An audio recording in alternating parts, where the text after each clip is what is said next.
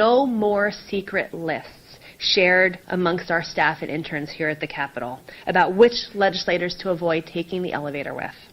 No more wink-wink jokes about which officials are the worst serial harassers. Daylight is coming for everyone.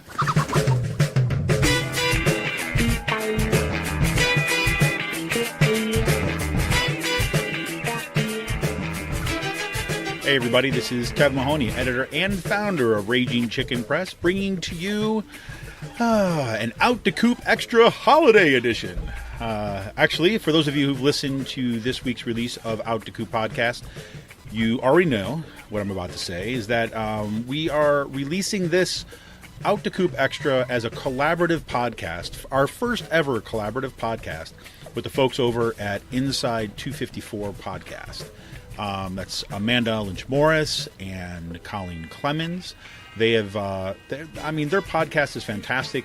You may have heard our interview as an Out to Coop Extra with Colleen Clemens a few weeks back when she was basically being harassed and attacked by right-wing trolls over a very simple tweet that she put out about toxic masculinity. So we brought Colleen on at that point to talk a little bit about toxic masculinity and broaden out the conversation around, a lot of these allegations and a lot of these revelations, as it were, in the wake of the Harvey Weinstein scandal. We're looking at legislators across the country being held accountable for their sexual harassment, and those who have not been held accountable, like Donald Trump, like a whole boatload and truckload of Republican legislators and lawmakers. But this has come home recently, as listeners of Raging Chicken's Out to Coop podcast know.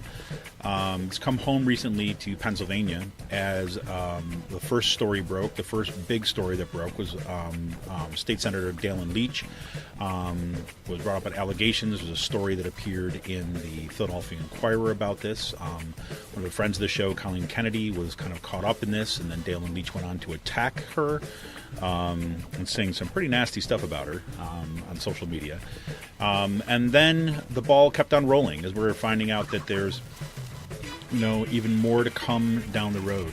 So basically, today's Out to Coop Extra, we wanted to bring the conversations that we've been having on Out to Coop podcast about what's happening in the Pennsylvania State Capitol when it comes to sexual misconduct, in conversation with the folks over at Inside 254 who have been focusing on issues of feminism, kind of women's rights, and the broader issues, the structural issues, if you will, the power issues around gender, sexuality, around sexual harassment, around the kind of toxic environment that women are forced to exist in. And not only do we get to kind of the analysis part, but we also talk a little bit about at the end of today's show about the opportunity that's staring us in the face, if we're willing to do the work, if we're willing to actually really kind of buckle down and organize for power. So we're going to take a quick short break, and then we're going to get right into the podcast. This was recorded earlier today. This is Friday, the 22nd of December. And we hope you enjoy this. And if things do get nasty over these holidays, we hope having an extra podcast right before the holidays will give you something else to listen to. So once again, folks, hope you have a safe and happy holiday. This is Kev Mahoney, editor and founder of Raging Chicken Press. We'll be right back with Amanda Morris, Colleen Clemens, and of course, Sean Kitchen in this special edition of Out to Coop podcast. Extra.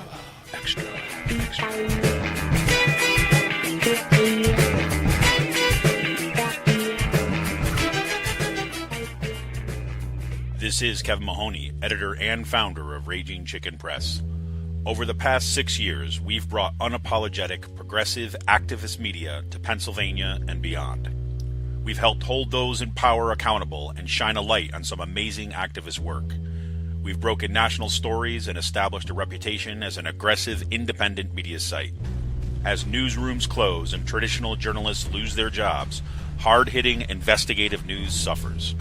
If we care about our democracy, we have to find new, sustainable models of journalism. And frankly, no one's going to do it for us.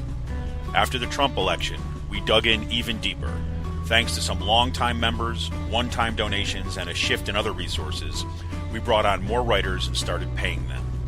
Now we're doubling down and want to expand our infrastructure and pay our writers even more.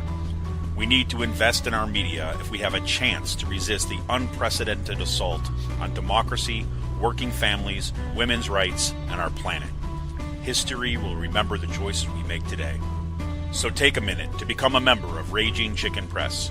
For as little as $5 a month, the price of a local craft beer or a cup of coffee, you will be supporting homegrown progressive journalists and media activists. Go to ragingchickenpress.org and click on the Support and Membership tab to become a member. Leave a one-time donation or learn about other ways that you can help. We don't have billionaire backers. Keeping progressive, activist media going strong depends on you. Thank you for all your help and support.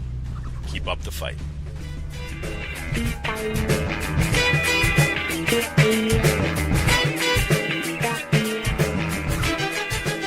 Hey everybody, this is Kevin Mahoney, editor and founder of Raging Chicken Press, and welcome to our first ever, and I hope not the last, collaborative podcast with the folks over at Inside 254. It's Amanda Morris and Colleen Clemens. So to start off today, why don't we just kind of go around and kind of introduce ourselves, and then we'll talk a little about what we're kind of going to get into today. So Amanda, why don't you start us off? Sure. Hi, Kevin. Hi, Sean. We're really happy to be collaborating with you today. I know we're going to be talking about some really important issues. And I like that our podcasts approach these issues from slightly different angles. So I think it'll give all of our listeners on both sides, both podcasts, a really good, broader perspective. So thank you for the idea. I'm glad we're doing this. I am an associate professor at Kutztown University in the English department with you and Colleen. I'm also the faculty union president for our chapter of APSCUF until May 2018, not that I'm counting. So I have that sort of labor perspective as well. So I think that's all you need to know about me. I'll throw it over to my podcast partner in Bud.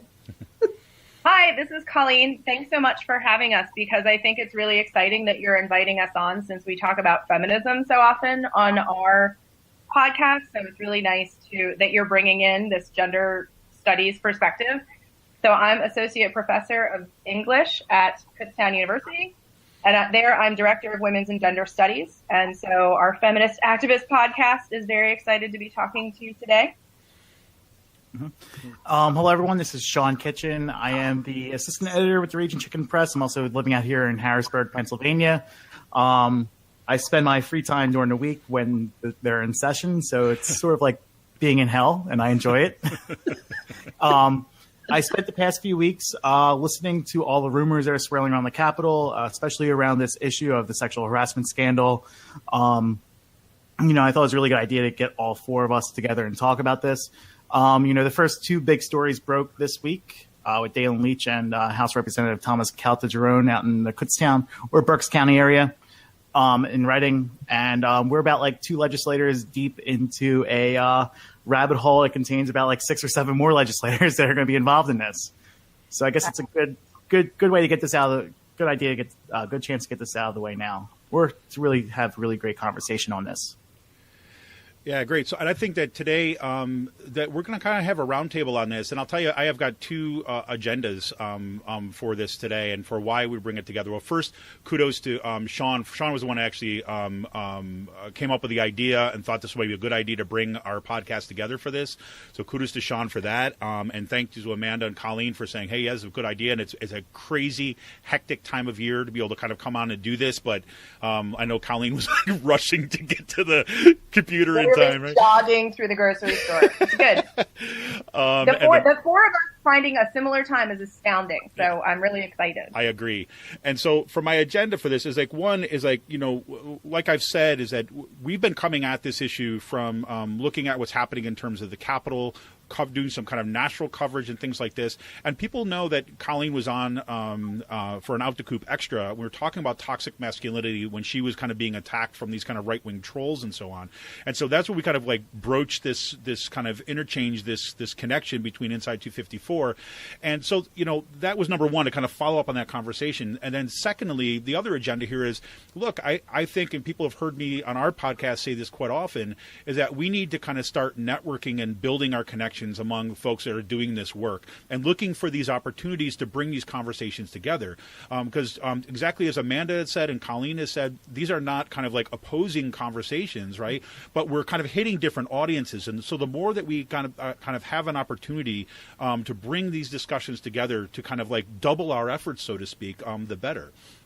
So, agreed. It's all about intersectionality. Yay! Ding, ding, ding, That's ding, right. ding, ding, ding. Right. So maybe a way to kind of begin for today, especially because Sean and I just got done talking with all the stuff specific what's happening here in Pennsylvania on our own podcast. Well, maybe I'll kind of bring it over to you all. Say kind of over the past several weeks. I mean, obviously this is a much bigger conversation than just the past several weeks, but a lot of this has broken, especially since the Harvey Weinstein stuff has taken place, and then now we're seeing this happening right here in our state capital. So maybe just kind of give it over to Amanda and Colleen to get us going on a roundtable. Sure. Do you want to start, my friend, or I have some points to make? You go ahead. Okay. So I'm just going to throw these points out here. We can address them right away, or we can talk about them later as they come up. But number one, the idea of the taxpayer money being used to pay off victims of sexual assault and sexual harassment, both at the state house level and at the congressional level, which we've seen, is abhorrent to me. It is terrible that these bodies, that people were elected, are using taxpayer money to pay off these victims. That needs to stop. The other point I want to make is that so just because men are Democrats and support a feminist agenda does not mean that they cannot also commit sexual harassment and commit sexual assault. Now, I hate that we have to keep saying hashtag not all men, but we know that it's not all men. But the problem is it's too many men. And so this leads to my next point. I have actually gotten, just in the last few weeks, with all of these stories coming out, I have hit my limit. My patience is at an end. I no longer, as a feminist woman, as a feminist identifying woman, I no longer want an equal seat at the table. I want women to be the majority voices in public life. I want women to take the lead for a while, because men have been leading and leading in society and running everything forever, and they're really fucking it up. And no offense to the men in my life who I admire, and you two are some, and of course my own husband and my colleagues. But the bottom line is, I don't care if it's not all men. We're done. We're done. I think men have taken it. They've screwed it up. It's time for men to take a step back and let women take the lead for a while. So. Well, I say this. I mean, given the track record of men for the past several millennia, I think there's a strong argument to say, hey, let's give women a shot for a while, huh? And honestly, we've got lots of different societies to look at as for practical, procedural ways to make this happen. Indigenous societies in this land, look at the Haudenosaunee, look at some of the Southwestern tribes, look at other indigenous nations just in this land and around the world. Some of them are matriarchal, some of them are matrilineal, and that means that the matriarchal societies, women are the ones making all the decisions, including whether to go to war and what happens in the society. I think we've got good examples out there. I think it's time for us to really seriously consider shifting to a more matriarchal society so that women are taking more lead, and also getting more of the credit for doing all the work. So that's where I am. No, I think it's a great point. One thing that you said that, I come back to is, I had I had conversations that kind of revolved around this in some of my classes, right? Afterwards, some students would be talking about these issues and so on. And I kept on coming back to say, I don't understand what men are so freaked out about to begin with, right? I said, why is this even hard, hard to hear, right? And this is one of these things that just troubles me to no end, is that, I know, and Amanda, I know you well enough now, so there's going to be people that are going to hear what you said, right, and be like, oh, now she's blah, blah, blah. And I'm like, I don't understand why we can't have a conversation that starts from that direction. I mean, if you're telling me that there's not ample reason, right, to be absolutely enraged all the time, given the track record, look at what a lot of people are only seeing for the first time right now. Right? A lot of men are only seeing for the first time right now. Why is it hard to hear somebody that's pissed off about stuff like this? I mean, as a person who's pissed off a lot in my life, right, I recognize that stuff comes from things that I care about. And so how is it hard to have a conversation that begins from this place? And frankly, I think you're right. I think you're right that we need this, and that is only one of the beginnings of this reckoning that we have to have before we can ever get to a point where we can talk about Can I say something about that? Yeah, please. Can I say? So I think what happens in these conversations is we don't talk about money and power, and we instead talk about sex and gender. And so to answer your question, Kevin, I think what's wrapped up in that anxiety that you're talking about is the anxiety of losing power and financial status. And one of my goals of this conversation is to really separate money and power and sex and gender, because this is not a sex problem. And I don't even necessarily think this is a gender problem. The problem is that power is gendered. Right? So there's a difference. This isn't a men problem. This is that power has been gendered and in the seat of a patriarchal structure for so long, it's almost like we don't know how to envision how to unpack it. And quite frankly, men, I know we're saying it's not necessarily gendered, but the bottom line is I think a lot of men cannot imagine a society where they are not at the center of power. When I'm talking about this issue with my students, I talk about how it doesn't feel good to give up privilege. People probably don't want to give that up. And in order for there to be some kind of equity, there are certain groups of people, particularly white men, again, structurally, that are going to have to give up some privilege for equity to happen. And I understand individually how that causes anxiety. I don't think this is like a women with pitchforks movement or a witch hunt. I think it's finally maybe the tipping point of what feminists have been saying for decades, if not centuries. And I would like to add that in Pennsylvania, I believe our political situation is probably like the best suited for this. I think like 18% of our legislature, not even like, or maybe like 12% or something like that, is represented by female legislators, by women. And we have one of the most astoundingly lowest representations of women in a state legislature in the country.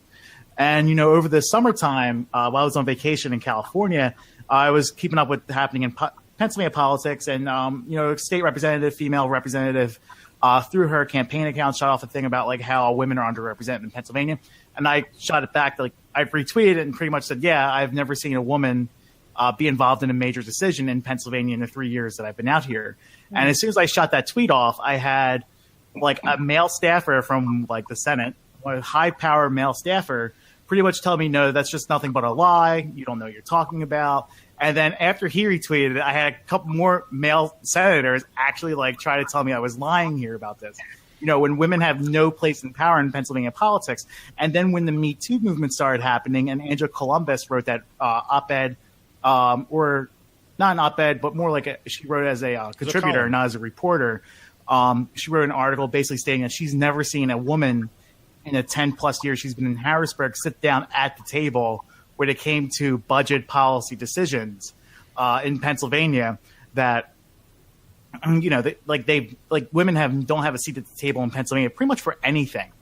One of the things that I watched SB3, the vote for the abortion bill, back in February this year, and pretty much the only female senator on that Judiciary Committee was Senator Lisa Pascola from the Berks County area. She was the only woman sitting on that Judiciary Committee vote from either party, waiting to vote to decide on letting the 20-week abortion ban come through to the Senate floor. And one of the things you've seen the past couple of weeks, especially here in Pennsylvania, there was the press conference a couple weeks ago was pretty much like the opening act of this scandal, the opening salvo of it pretty much, where 12 female legislators from both parties stood up on the stage and said, no more. No more sexual harassment, no more having this stuff shot in secrecy, no more payouts. We're going to be introducing these bills. And like the male legislators who were in the room were standing in support with them in the back of the room, where like the news cameras were at. Just some observations from the Capitol, over the past few months and frankly the past couple of years. Well, and that's the point, right? That's not equitable. There's no equity. The visual of that is that it's one of inequity. And so when decisions are being made, and again, it doesn't mean like if a woman's at the table, she's going to necessarily do something feminist. We all watched Michelle Bachmann, right? We know that's not necessarily the case. However, equity and perspective might actually help some equity happen. But the visuals that women are seeing this year of a bunch of white dudes sitting around a table and making decisions about healthcare and our bodies. I mean, at what point does everybody just stop and say, this is not okay? I know Amanda talks about this a lot, right? What are the optics of this? Is no one stopping and saying, what is the optic here? Yeah, I think I think that's like and true that there's people, especially Republican Party. They've gone off the rails in so many ways, right? In so many ways. So I'm just going to leave them out of it, for a second, because in so many ways, where the obligation comes from a Democratic Party, like within this state, right, that makes claims to have progressive values, makes claims to kind of be in support of women, right? They have an obligation, in my mind, right, to be out in front on this stuff and to be addressing it in a proactive way. So, one would think. Well, and this is why, I know that you were, kind of, again, not just waiting around, right, going out and kind of holding training sessions for women who want to run for office, because I think that's what it's going to take. Because not only does the Democratic Party, I look at what's happening right now in terms of how they're responding to Dale and Leach and how they're responding to stuff in the Capitol, and I think it's shameful. I think it's, but it's not surprising. But it's I would silent. It is absolute silence. I mean, it's not surprising. The Republican Party does this really well, even if they don't care about women's rights and stuff like that. You can put that out there. They consistently put the younger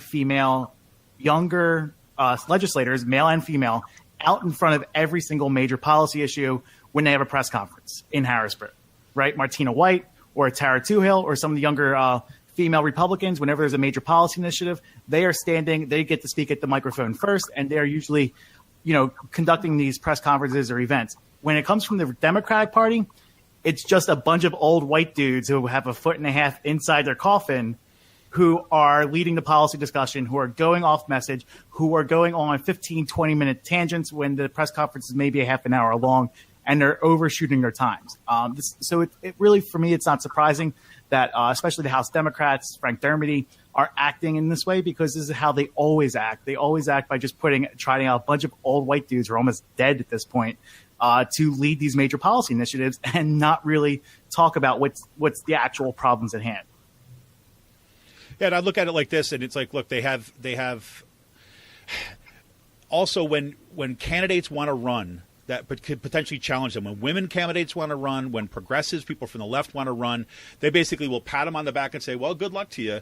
No support, no training, no money, nothing. Right. Which is why, again, I'll go, right back at you guys, is basically saying, well, this is why we got to do it ourselves, because no one else is going to do it.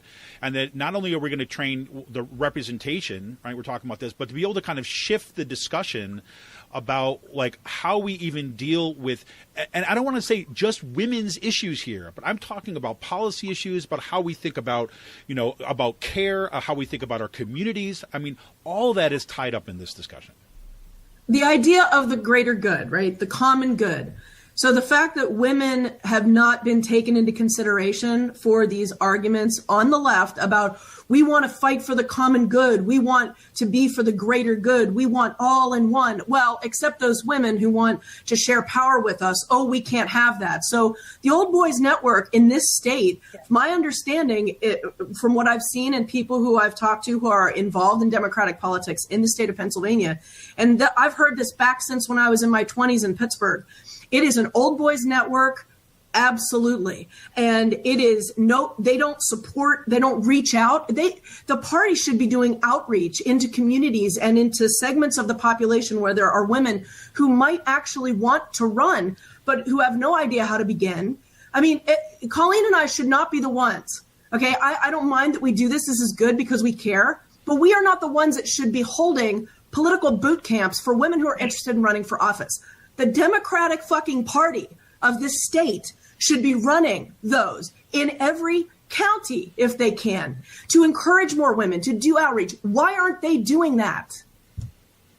Yeah, well, it goes right back to power. I mean, exactly what you said, and that's what. But you know, again, it's like I feel like we're in this transitional stage, right? That where we should not have to be the ones that are doing this when there's a party apparatus, when there's this kind of stuff, and yet we're the ones who have to do this. Right. And I say that, you know, again, we're being pointed at the Democratic Party right now, in part because they're in the limelight. But I'll also kind of add to this. This goes for all progressive organizations, right, that are contributing to this. And I'll give you this perfect example.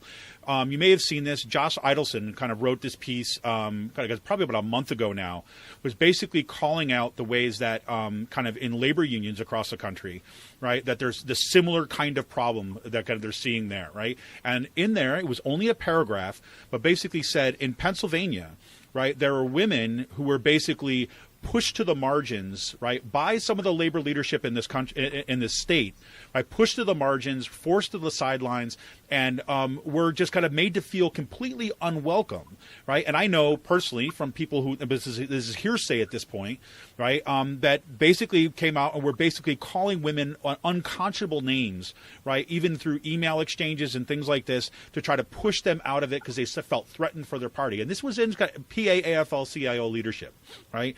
And so I think that not only do we need to kind of be talking about just the Democratic Party, but this needs to be in every single like progressive, so-called progressive movement, that these conversations are kind of front and center. And we start thinking about power sharing, about kind of how we actually kind of are promoting candidates and how we're going to do mutual aid. And one of the things that we've talked about Raging Chicken quite often, and this is a little bit kind of is connected but not, is we talk about independent media, the stuff that you guys are doing, the stuff that we're doing. Like, you know, frankly, again, we shouldn't have to be doing this stuff, right? We do it because we care, because we think it's important. But the only kind of alternative to it is like, well, then we have to find supporters that kind of can support it. Because guess what? The big donors aren't going to give us money, right? Whether, you know, we're talking about labor unions, whether we're talking about Democratic Party, we're talking about the progressives, we're talking about faculty members for that matter, even though we're all faculty members. They're not going to be like throwing chunks of change and seeing this kind of investment in it. And that's horrible to have to say. But it is kind of, you know, to borrow the slogan, it's on us, right, to have to actually change this. Oh, yeah. You don't see NPR banging down our door or MSNBC banging down your door. I mean, we could even go to there if you want to go there. You know, the big media, everybody talks about the big media. Well, okay, big media on the left, those of us who are doing this sort of grassroots work, trying to bring some of those quieter stories to a bigger audience, we don't see them banging down our doors like, hey, we want to syndicate you. Hey, we want to include you in the conversation. So, again, Colleen and I talk about this a lot on our podcast, structural. There are a lot of structural issues in this country that not only keep out more progressive voices, but also keep out women and women's perspectives. And I think that we need to really start complicating and analyzing all these things that are considered like sacred cows. I read a great piece yesterday by Andy Zeisler, and she was like, we don't even need to put D or R next to their name. What is the benefit of this? Like, this is not a party issue. This is bigger than party. Yep. And so I don't give a shit if you're a Democrat, a Republican, and I don't give a shit. Just put your name in the paper. Because why are we classifying what your party is in a situation that it does not matter? Because it is a structure that is focused on money, power, and silence. And in this case, we are learning very quickly, everything that we hold sacred, right? NPR, the New York Times, all these things, Charlie Rose, PBS, no structure as quote unquote progressive or liberal as it's supposed to be. They are not immune to harassment and assault against women and men, right? Like, these are all things that are focused on money and power and not equity. And until any of these parties are going to talk about equity, at this point, it almost feels like not one of them is going to be sustainable through this cultural moment, I hope. That's a great point. Yep. That's a great point. And I think about, one of the consequences of, of the silence. And I'm glad you kind of paired those up about money, power, and silence. Because, one of the things that Sean and I talked about on our podcast earlier today is that, and like Angela Columbus from Philly Inquirer, right, who's been breaking some of these stories, one of the things that she pointed to, and now some more women legislators are coming forward and talking about this, there were actual lists that were circulated among women legislators and staffers, basically saying, look, you do not want to be in an elevator with this person. You do not want to be alone in a room with this person. I wouldn't say like physical lists, but like whisper lists. No, like you don't want to be around this person. That's what I'm talking There's about. no like. We all have them. We all have them. We all have them. We all know. All women. Place I have ever been in any school situation I have ever been in, I know that list. And There so is do nothing I. I know who extraordinary not to about talk to. I know who not to be in a room with. I know who to avoid. I know where not to park. I know those things. We know those things. I know, like I was going to say, when I brought this, talked to some of the female lobbyists and stuff like that, not legislators, but they were all, we've known not to be around this guy for years now. Right. It's common knowledge among us. And that's why I'm watching my face and Amanda's face on this. We don't even look mad. We just look exhausted. Yes. I'm just watching our faces and I'm like, you can't even get a rise out of us because we're like, yep, been saying this for years. Yep, been saying this for years. And thank you, everybody, right, for coming along in 2017. We're super grateful. But did it take this long to actually believe, in the Me Too movement, when Time named those people, that video moved me because one of the women said, we can't all be sluts and liars. That's right. We can't all be sluts and liars. So even if there is that outlier, Jesus, like, we can't all be lying. Yeah. And I actually just saw, I want to say it was the CBC. There was Ian Campo. I just saw this video that he did and I posted it yesterday. He's basically talking about how, they were driving, he and his wife were driving, and their only spot left in this parking garage was next to a van. And she was like, no, you can't park there. And he's like, what are you talking about? I can't park there. She's like, no, somebody will take me. And he's like, what the hell are you talking about? She's like, no, this is what we learn. So whether it's parking in a parking garage, that's when the men in our lives are going, oh, this is the messaging. This is what you've been thinking about. I don't ever have to think about that. I mean, if this is the moment where men in particular need to wake up and go, oh, I didn't realize how different your experience walking through life is. And then that goes into politics. It goes into education. It goes into just living our daily lives and in our professions. I mean, I hope this is sustainable. I hope this doesn't just die like a phase. I mean, we really need structural change, and we need men on board to make it happen. Well, and instead of seeing, if we come back to Pennsylvania, instead we see that the former state rep Jewel Williams, right, they paid out $30,000 for them and is now Philadelphia's sheriff, right? If every sentence didn't end that way, maybe we wouldn't be so frustrated.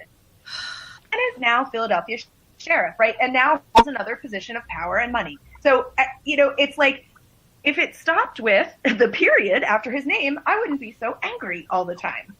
But it's like, we paid them out, we bought off somebody's silence, and who's this guy saying, oh, I wish it would have gone to, I wanted it to go to trial, but they just told me to pay her off. Like, really? Yeah, Calderon, like, is that great? Yeah, tell us about that, because I was like, oh yeah, I'm sure you really wanted that to go to trial, dude.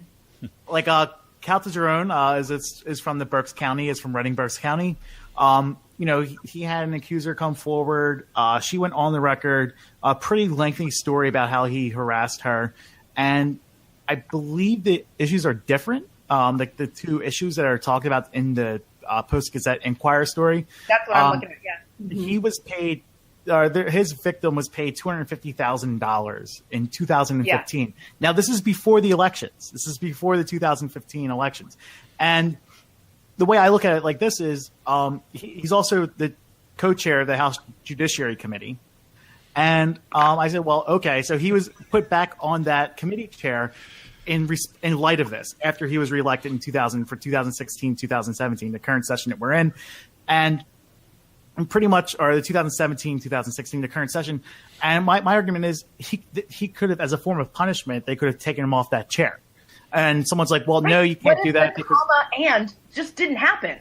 Yeah. That's the problem. And also the thing is, if the party was serious about getting him out, they could have found someone to primary against him and to get him out of office. And instead, he gets to keep his chair, and now he has no signs of resigning, and he wants to run for re-election in 2017 for the 18 and 19 session. So he has no plans of stopping. And it looks like the same thing's going to be happening here with Dalen Leach, too, the state senator. Well, but why wouldn't they run? Why wouldn't they run? What is there stopping them from running? Well, this is something, one of the things that, again, Sean and I were talking a little bit about before was that, look, when Sean first told me about that guy, right, and I was like, okay, look, you say, well, they couldn't take him down. I said, wait, where's the law? Where's the law that the Democratic Party could not do this? And frankly, there is no law. There is no rule that says because he's a senior member or whatever that he has to be that. It's just because that's the way things have been done. And that's the point.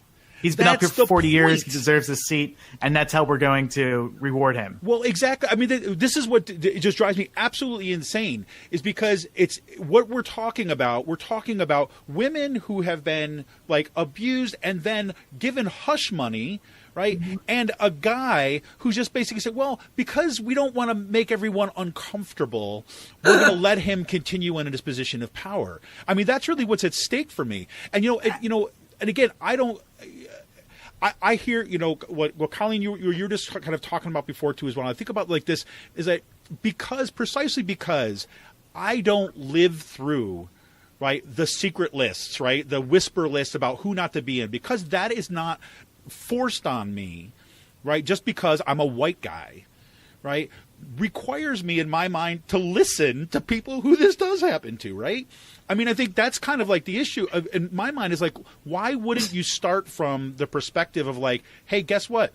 There's a different experience because, these women are not me and I'm not a woman. So maybe I should listen to what that experience sounds like, as opposed to starting from well, we should question her, yep. Right? We should wonder, well, maybe, no. I mean, why don't you start from, this is why, I got into an argument back and forth with somebody last week about saying, look, I'm just going to start from, I'm going to believe these women that are coming forward. Right? Thank you. And guess what? That's it. We can't all be sluts and liars. Exactly. Believe women. Fuck, why is that so hard? And believe doesn't mean not interrogate, right? No. I don't mean like interrogation, but like believe doesn't mean then immediately it's over. Right. But at least let's start at the place of believing. Let's just start there. That is the big, like with empowerment counseling, working with domestic violence and sexual assault survivors, that's the foundation. You believe what the person is telling you, and you go from there. It is not my job to arbitrate and find out what's true and what isn't. That's the law's job. Exactly. But when I'm dealing with the person, the foundation is I believe you. And that is not the foundation in most of these conversations. Is if you watch how these people are getting dragged through the media, does anybody wonder why no one comes forward? I mean, the cycle of it is amazing to me. Why didn't these women speak up sooner? Are you watching what you're saying? And also like the yeah, I would say for that the statement by Senator Dalen Leach. Mm-hmm. Yes, God, like the statement. Oh my God, basically like so. We talked about this in the podcast. I want to give her a hug. Well, and I'll tell you, it's like So, Colleen is a friend of ours too as well. I feel so bad for her. We so know I was in Colleen the well. camp as I was reading the story on Leach. Like, okay, he's probably going to find a way to survive this. He probably won't be able to have to resign. And then I went to his Facebook page after I got done reading the story at 9 o'clock, 9:30 in the morning, and I read his original statement. This is before he went into victim blaming and making jokes about it. He went off. First thing, this was a whisper campaign started by an ally of my political opponent. Then he went into attacking. I'm sorry, I'm just watching Amanda just dig her face into her hands. It's just and then went right after the female journalist who wrote the story, basically saying, well, she's part of the PLCA, and she, her and her organization, the Legislative Correspondents Association out here in Harrisburg, the newsroom, they invite me to tell jokes every year at their gridiron dinner, and this is the story she wrote. She doesn't like my jokes. And then he names the one person who went on the record by name and started criticizing her because this former staffer who happens to be the top fundraiser for the Democratic Party in the state happens to be, names her by name and just said, oh, she didn't like my jokes. Well, how come she worked for me a second time? Afterwards, after she had these concerns the first time around. Obviously, it wasn't that bad because she came back and worked for me the next time around. And then after I read that, I was like, okay, I just stopped reading and he has to resign after this. There's no way, you've attacked pretty much all the women involved in this story without saying I'm sorry, without a single thing. And then came the joke about, a woman posting a photo. Oh, I stand with Dalen with his arm respectfully on my shoulder. And he's like, I'm sorry, I traumatized you. Are you fucking kidding me? You just got accused of sexual harassment and you're joking about it the next day. Well, and this is the kind of stuff that disturbs me, and it goes right back to what you all are talking about, Colleen and Amanda, about the kind of structural issues here, and the lack of the ability to think about systems and how we respond to things. Because I look at this, if you follow systems, and that everything that Dalen Leach is saying is just out of a playbook. Right, we can recognize it on the left when it's the Koch brothers funding an alternative legislative practice through American Legislative Exchange Council. We could say, look, there's this whole structure. Then this is how it happens. But this is the same thing, right? Except it's got a longer history, right, and it's consistent. And it's a same kind of playbook. So if, this is the argument I was having about, why would I start from believe women? I said, well, because the track record of the men, believing the men, not so good, right? On the other side of it. We automatically believe men, right? That's the structure of our society, is that we automatically believe men. We automatically say, well, if a man said it or said it didn't happen, then he must be telling the truth. Instead of flipping that script and saying, actually, maybe we need to start by believing the women and questioning the men. And also, the question of due process. Well, he deserves due process. Well, calling one of your accusers who called you out in a public Facebook statement said, no, the reason why we didn't come forward is because we were scared of your reaction. And then he goes on to call her a horrific monster and a wrecking ball of human hatred. Maybe that's why. Where's the due process in that? Is that not an admission of your own hubris at that point? But let's just say this goes back to the point about due process is about the law, right? Yeah, so let that stuff work itself out if there's going to be those cases through, right? But come on, I don't know. But then and then we complicate all this with the NDAs, right? These non-disclosure agreements that I feel like we have to talk about because I see them as women who are stuck between a rock and a hard place. And if you read what women who have taken these NDAs say, they're like, I didn't want to take it. And then I feel guilty now because I'm seeing all this happening and I can't speak up. And I'm still afraid. Right. So the structure of the NDA is well, sure, you got some money, but then you don't get your due process either. And maybe some women are dancing away yay, I got my money. But if you talk to women, they usually regret them and they feel that they are powerless because of them and voiceless. Right. And they're sitting look, this is exactly the point. So the idea is do you take a non-disclosure agreement and a payout right, and have some hopes of being able to continue on your career and the career path that right. you've chosen. Because let's remember, you are now being forced to leave your job, not the person who perpetrated the crime. Exactly. And so then, and I think that's the balance, right? And that's the kind of what comes forward. And I think this is something, Amanda, you had said earlier too, as well, is like, look, if this is what it takes, I mean, I hope to God that this is not something that we're going to see a big bump and then it goes away again. This is something that we have to force and keep at the forefront of this conversation and our organizing efforts. I mean, also, I think that when we're looking at kind of defining, as candidates are looking for defining for the next election, the election cycle, though Sean and I have been saying it out the coop that 2018 is going to be so critical in this state, right? We already know that there's been more kind of women putting their names forward of wanting to run than ever before. And I think that we need to be out in front actively campaigning for these folks and actively advocating for their candidacy and doing whatever we can do to get these other bums out of office. And yes, they may have done some good things in the past, right? Great. Pat on the back. Now it's time to move on. Let's get the sea change in Pennsylvania. It's the only thing that I think is going to begin to sediment and put this stuff into practice for the longer term, because we cannot afford to let this go kind of back and drift back into the silence again. And also we have to put this on. And I think what you just said about, yes, maybe you did. Oh, go ahead, Sean. I was going to say real quickly, we have to put this on the feet of the state party as well. The people there was an incident back at the National Convention back in July or August with a female delegate from Philadelphia. She was sexually harassed, groped by a delegate from the Philadelphia suburbs. And, this became an issue within the Democratic Party. And she forced Marcel Groen to come up with a policy to address sexual harassment within the Democratic Party. And they shelved that policy since then. And if you look at the reaction of the Democratic Party, with these two, there's going to be a scandal breaking out here. This is just the beginning of it. It's not like it's just like these are going to be the only two. No, there's going to be more. I can tell you that.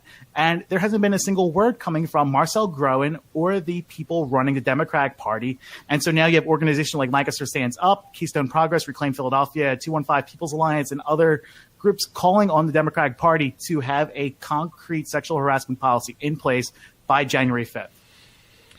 Well, there you go. By the time the winter committee meetings start. Yeah, I'm looking at the time right now. I'm very conscious of the fact that Colleen has got to get her kid. So, Colleen, you were going to say something. She's getting dropped off, so as long as we don't mind that I'm...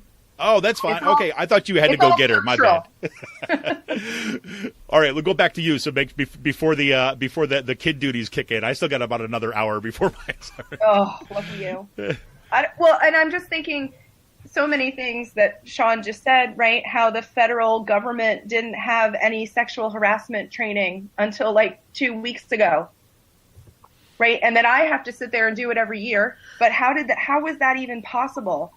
And I really so can you tell it what seats are up? What is up in 2018? What do I need to be paying more attention to in PA? Sean, can you tell me, what do I need to focus my attention on? Well, so before I get into that, I will just say that there's also going to be a round of legislation that a bunch of people are pushing forward, the Me Too legislation. After the Catal-Jerome story broke out about the $250,000 in payouts, House Minority Leader Frank Dermody released a statement saying that he proudly endorsed House Resolution 612, which forced 1 extra hour of ethics training from 2 to 3 hours of training on sexual harassment once a session. How do these people get their fucking jobs? You know what? This is making me so angry. I'm like, oh my God. So I share your anger. He put that out there, but a bunch of the younger male legislators, especially those like Mike Schlossberg, Brian Sims, Chris Rabb, the women who co-signed the Me Too legislation, they're forcing to make this an issue, the very first legislative priority of 2018 when they come back. June 12th or June 7th or June the 9th, I guess, or January 9th, January. When they come back in January, this is going to be the first legislative policy that these young legislators want to take up. I know there's backroom talks about trying to get Catal-Jerome thrown off of some of the caucuses that he belongs to with younger Democrats. They wanted to they want to have nothing to do with him. The ones who are calling for his resignation are also trying to force him out of some of his delegations that he belongs to and try to ostracize him from the party. And really, there's been no forceful reaction coming from the leaders of the party. So the stuff that you are seeing coming forward is coming from people like Leanne Kruger-Branicki, Madeline Dean, who are she's running for lieutenant governor, and also your younger male and more progressive male legislators. They're going to be pushing for this Me Too legislation. They want it to be the top priority of 2018 once they return to session. Well, I know right now we have someone running that's planning on running in the 7th, right? There's a woman who's running in the 7th. I'm freaking Molly Shaneen. Yeah, I mean, so we have, for example, and again, we're just some. I mean, there are women candidates running in these races. You have Christina Hartman, and you have Jess King running against Smucker out here in the Lancaster and like whatever areas his district goes to. Jennifer O'Mara is trying to flip the 165th. We interviewed her on an Xtra. So you have Katie Muth running in Royersford for the state senate. No, there are a lot of state. There are a lot of people declared. I believe HDCC, the House Democratic Campaign Committee, has 155 people running as incumbents or challengers. Their high watermark was 175 back in 2006 when they flipped the state house. So they are pretty much like 20 people away from running their high watermark back in the mid 2000s to try and retake the state house. And there are a lot of women running in these districts. Pennsylvania Together is one of the groups on Facebook to follow, or Turn PA Blue is another one. You'll see a bunch of energized women and female candidates running in those groups.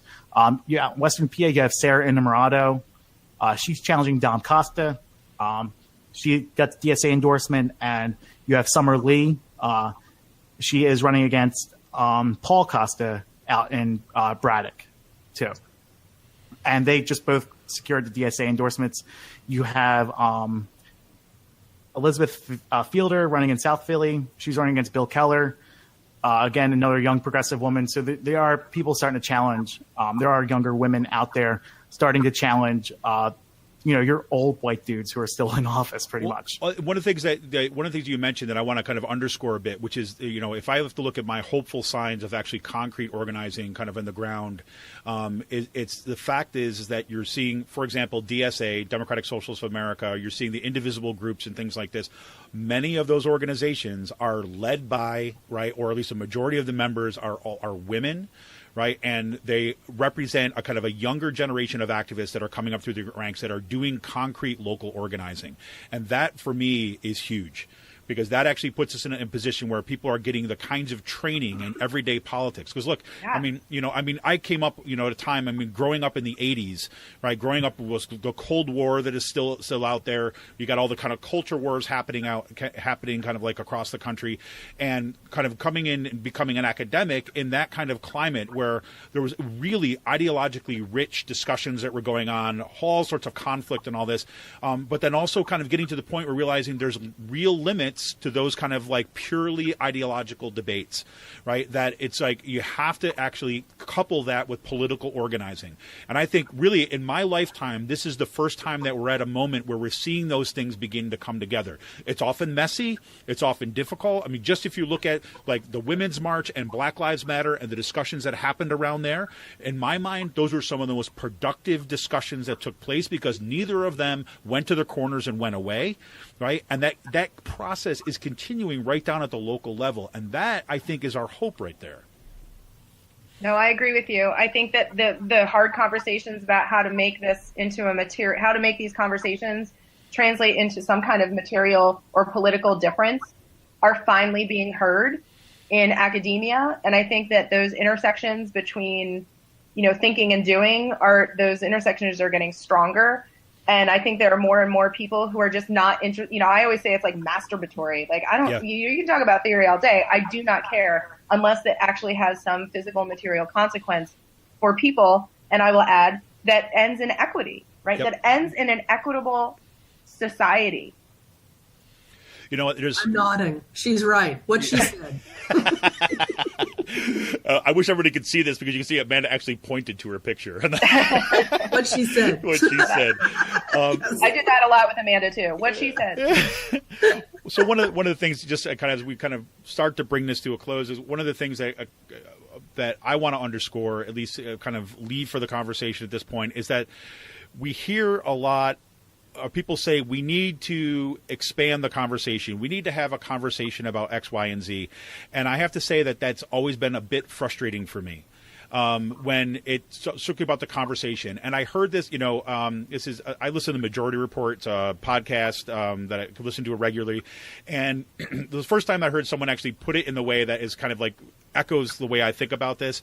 And Sam Cedar, who was the host of Majority Report, was saying, same kind of issue here about a conversation. So, you know what? We don't need just a conversation. We need change in power. And the only time that those in power are going to actually have a real conversation, right, is when their own position of power is in threat. Right? That's it.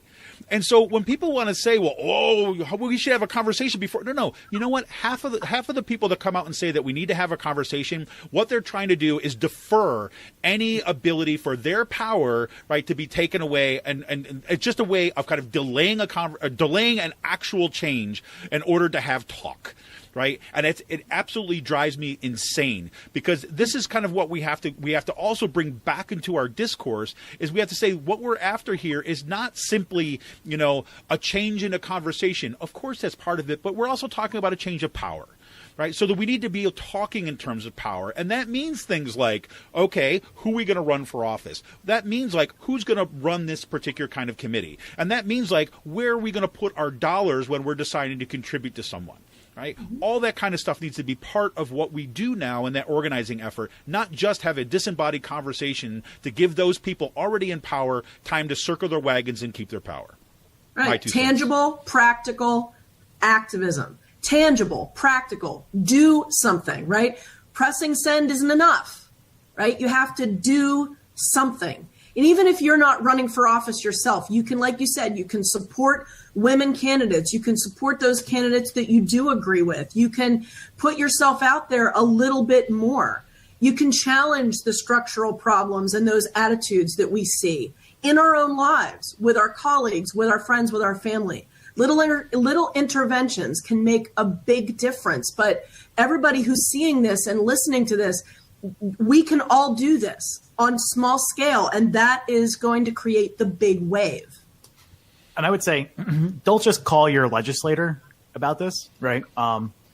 Call the House leaders and ask them why they're not doing this. Last year, in the beginning of the year, we put up a piece, hold them accountable, or how to defeat Senate Bill 3, the 20-week abortion ban. We pretty much listed and named every single House Democrat who voted for the 20-week abortion ban in the previous session. There were 10 Democrats, one retired, 9 who didn't vote for it this time around. And a lot of people, came up to us and said, no, it's probably because of you guys putting their faces out there on posters and saying, you're not going to vote for this.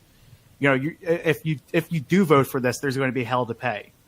And, you should probably be calling people like Dermody and calling the House, Speaker of the House's office, Mike Terzai, and demand them to bring up a vote on these issues. And then also make people like Catal Jerome and other Democrats or Republicans take a vote on this when they themselves have sexual harassment suits with non-disclosure agreements, or they have a history of sexual harassment.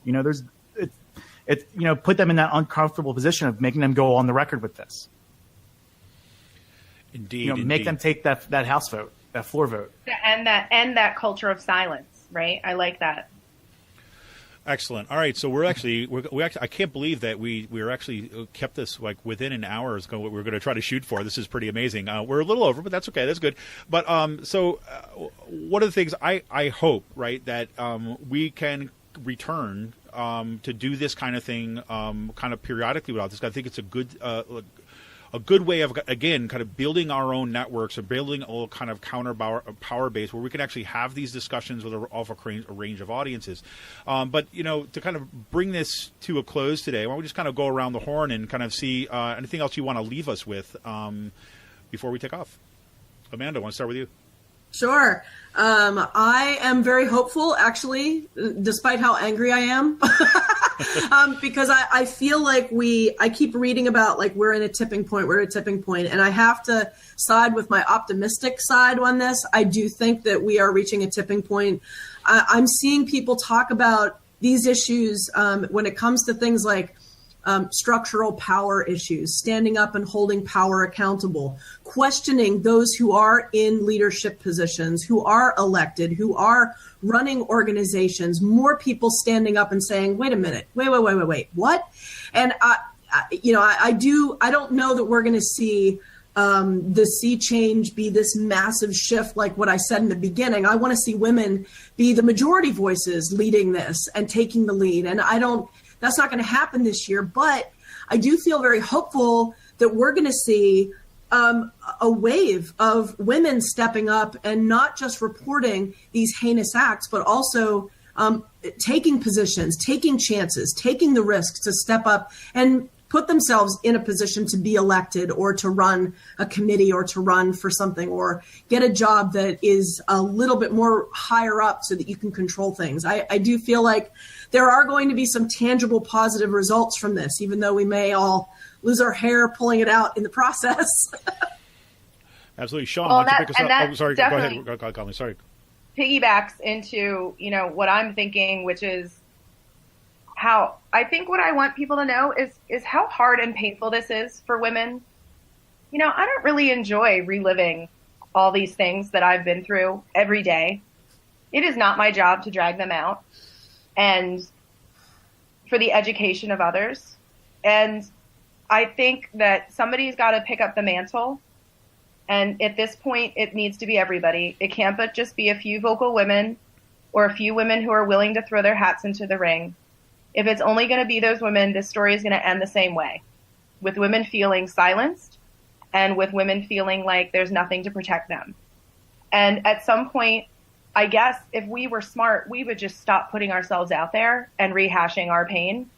But we're committed to structural change. And so individually, women continue to sacrifice their emotional health and donate their emotional labor to try to move the bar forward. And so when a woman is running or a woman speaks, maybe we could believe her and maybe we could try to support her. Awesome. Amen. 100%. Sean. I would say that let's not look at the Me Too movement in a frame of a political movement that's aiming to take male scalps and hold them up to the sun gods here. like people are talking about, is the movement going to be facing backlash or anything? No, it's not going to be facing a backlash. These are stories of, things I've seen up close and personal being in Harrisburg over the past few years come forward to light, hearing a legislator making derogatory comments to female staffers or towards journalists and stuff like that. No, this is not like a bunch of women out to get men.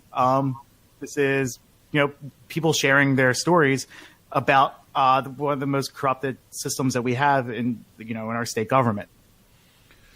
There you have it. Well, I've said my big piece for here, so I'm going to end with a plug, right? Number one, I want all listeners of Raging Chicken Press, I want you to get over to Inside 254 podcast, right? You can check them up on Podbean and, sign up for them. You can donate to Inside 254 podcast. And again, if you're listening to Raging Chicken Press, our deal, right?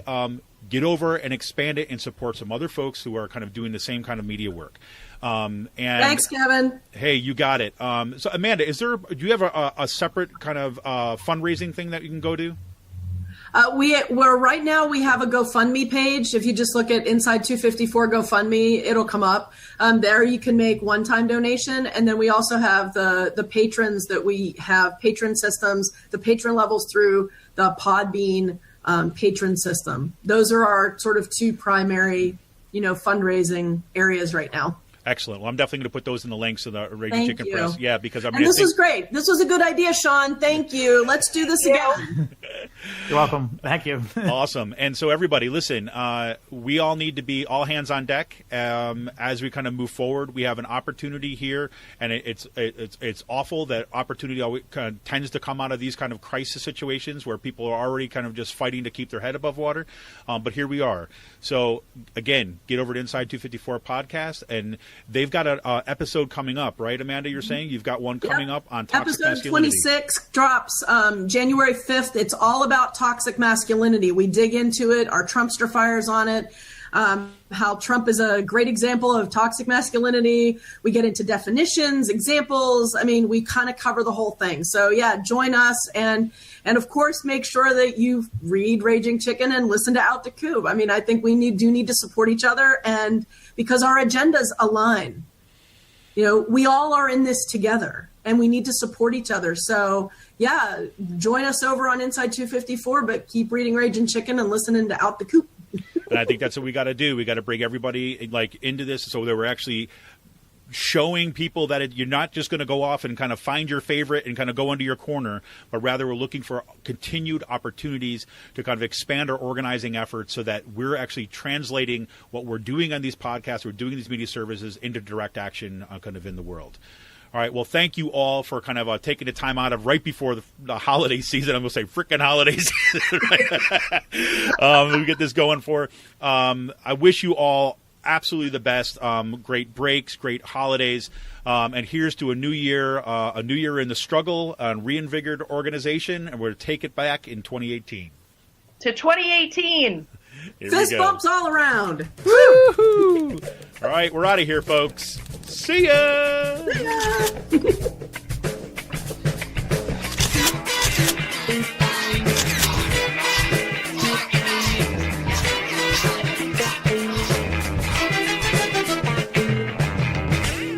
No more secret lists shared amongst our staff and interns here at the Capitol about which legislators to avoid taking the elevator with. No more wink-wink jokes about which officials are the worst serial harassers. Daylight is coming for everyone.